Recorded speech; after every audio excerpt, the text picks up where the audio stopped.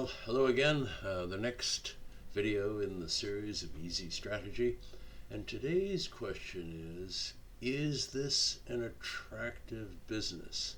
And by that I'm referring to the industry in which you participate.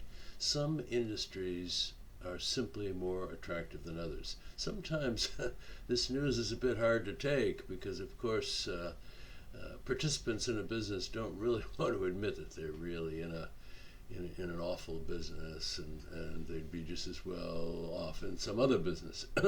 But we do have to examine this because some industries are fundamentally unattractive, which is to say that the total amount of profit earned in the industry is very substandard. A few people will do well, but most don't.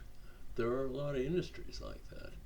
And so we'll get a little while to number one, why we think that. Number two, what it is that causes an industry to be unattractive, if it is, and of course then how you can, what you can do about it, and how you can detect whether or not you are in that kind of industry. It's really important. You really have to know this.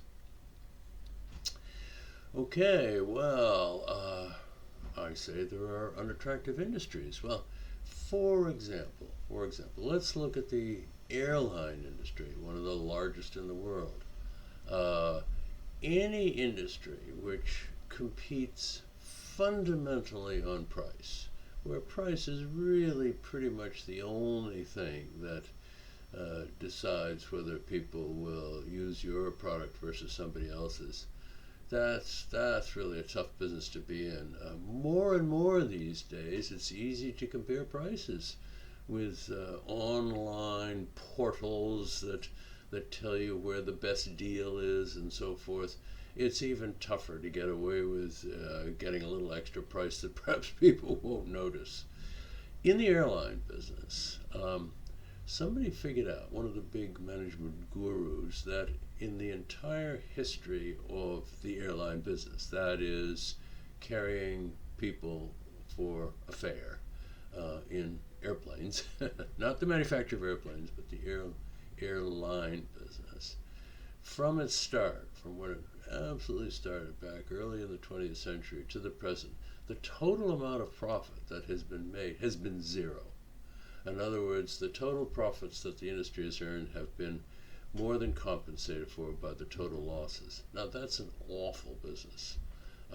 One wonders why anyone would even want to go into the business. We have occasional entrepreneurs who lease out a couple of planes, start out with some catchy marketing, get going, compete usually on price, and for the most part they fail. And I'm not talking about even the situation with the coronavirus, which actually puts the entire industry into some question anyway. I'm just talking about the general competitive atmosphere in the airline business. And when you think about the fact that most lose money, you wonder why anyone is in it.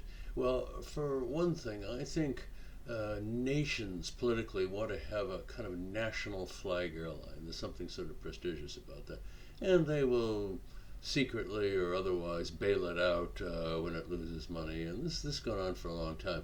There is a problem in Europe where the rules in the European Union forbid bailing out failing industries, subsidizing them, I think. But they do it anyway. They just pretend they don't. And that's why for many years, virtually every European country has had a flag airline, and only a few, like Swiss Air, have actually gone bust. So we have to face the fact that there are some really unattractive businesses to be in. One can think of some others.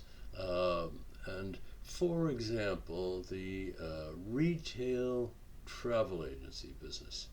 Now, I can't see how anyone would want to go into that business now, opening up a new storefront and saying, hey, we're in the travel agency business. If you have any travel agency presence in your hometown, on your high street, take a look through the window. What you'll see is not very many people in there, and most of them are old. And what that really means is that their core market has increasingly become people who are nervous about using their computers or unable to figure out how to use their computers to go online to compare prices, because everybody else does. So it's a kind of a gradually disappearing business, and most have failed. So that's really a lousy business to be in.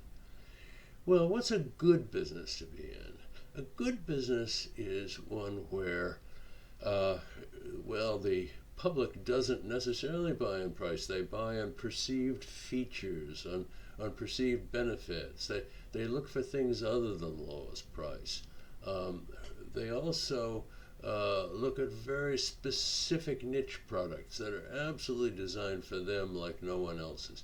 Any way in which a producer can differentiate what he's doing from that of the competition other than by charging the cheapest price, that's really the way to succeed in the businesses. Some businesses lend themselves to this, and others don't. So that's the situation that we're in at present with attractive and unattractive industries. In general, of course, the internet and the availability of online marketing and service and so forth has really upset the world economy, in the sense that online selling has very much changed the rules of the game in so many businesses. For example, in retail electronics, we used to have a big store here in Canterbury that sold computers and television sets and so forth. They're gone because people are buying that kind of thing online. There is one facility that's out of town, out into a big retail park, and they seem to be doing okay. I'm not too sure, but the center city ones are just simply not viable. So the whole idea of the presence of online selling and marketing has upset a lot of industries. It's also made them fundamentally less attractive in total, simply because people can compare price easily. Not the case in the old days. Well, there are some frameworks for thinking about whether your industry is an unattractive one or an attractive one. The famous management guru Michael Porter kind of figured this out some years ago, and people still use it to address the subject. He invented something he called the 5 forces analysis. And what he said is that in any industry where there's overwhelming power from 5 different sources, you're apt to have trouble, and the industry is likely to be unattractive, and the total amount of profit is likely to be inadequate. Those 5 forces are the following: the bargaining power of very strong suppliers, the bargaining power of very strong customers, the intense rivalry from within the business, within the industry, the threat of substitutes from some other product that would do that just as well, and the ease of entry into the market by interlopers. And if any one of those factors is heavily present, the chances are you're going to have difficulty. And so what do you read from that? What do you do with that information? Well, to begin with, you soberly realize that that's trouble, just to begin with. But secondly, what you have to do is to figure out if you have some way of countering those particular influences. And what Michael Porter also said is that there are several generic strategies, several generic responses that one can have to any kind of situation like this. The first one, which is one of course, limited possibilities in terms of the number of producers in an industry, is to become the low-cost producer. Simply look at your whole cost structure and address every aspect of your costs so that you can get the business by simply charging prices which others can't sustain in the long run. That has been Ryanair's strategy in the airline business, and they've done very well out of it. thought about their cost structure absolutely from beginning to end, and really did a good job of that.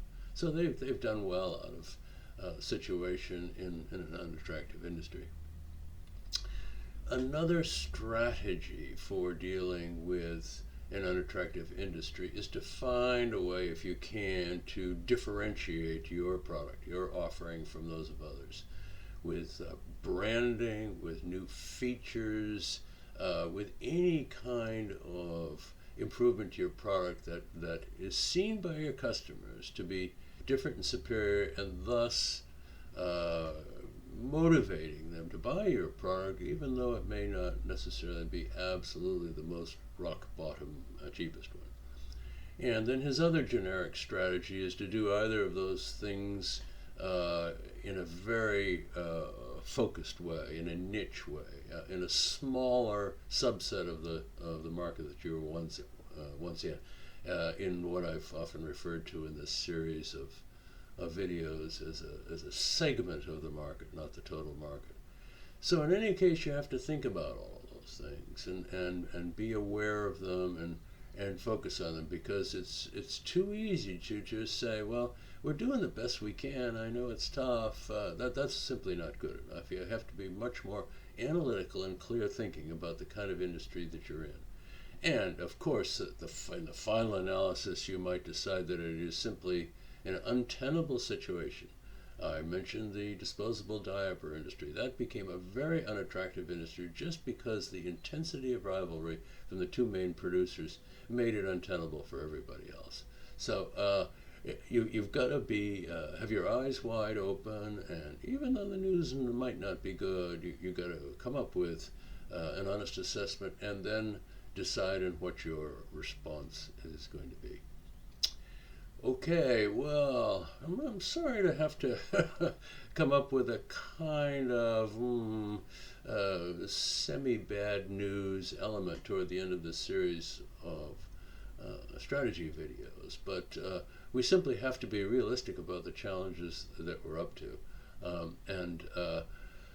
Of course, in today's coronavirus situation, the industries, many of them have become fundamentally even less attractive, and so the name of the game may simply be one to survive. But be clear thinking about what you're surviving in the direction of, because it still may not be very good. Let's hope it is. Let's hope you can find a way to jump aboard one of those generic strategies, or even better, discover that you're in an attractive industry. Good luck with it.